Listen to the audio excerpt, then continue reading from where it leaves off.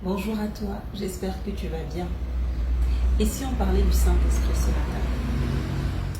Alors ce matin, j'ai été bénie par un texte dans le livre de Jean que je voulais partager avec vous. Jean 4, à partir du verset 22-23. On connaît tous l'histoire de la rencontre de Jésus avec la femme samaritaine. Mais une partie de ce texte qui a attiré mon attention concernant le Saint-Esprit. Déjà dans la version Parole de vie, ça dit ceci, je vais lire. Verset 22. Mais le moment arrive, c'est maintenant, où Dieu donne son esprit, point. Alors ceux qui adorent vraiment le Père vont l'adorer avec l'aide du Saint-Esprit et comme le Fils l'a montré.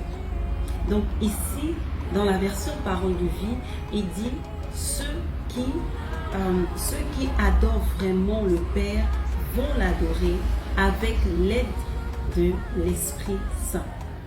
Et ça m'a vraiment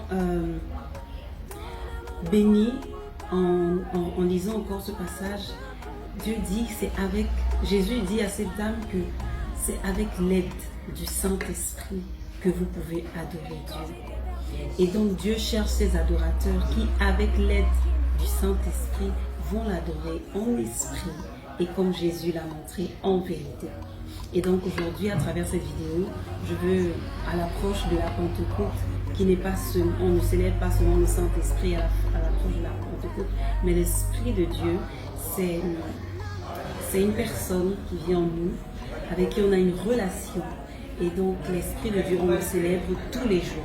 Alors ce matin, je voudrais te dire que demande au Saint-Esprit de t'aider à adorer Dieu, de t'aider à méditer, de t'aider à prier. Demande au Saint-Esprit de t'aider dans tous les domaines de ta vie.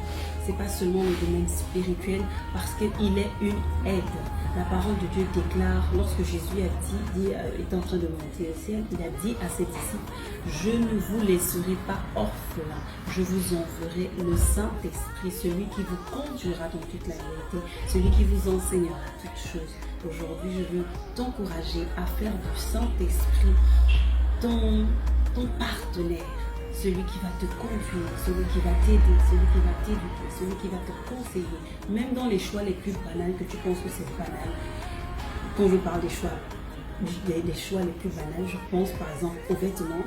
Le matin quand tu sors, tu peux demander au Saint-Esprit qu'est-ce que tu vas porter, par exemple, qu'est-ce que tu vas manger. Tu demandes au Saint-Esprit, il est ton partenaire, il est ton ami, il est un conseiller, il est celui sur lequel tu peux t'appuyer, il est celui sur lequel tu peux compter.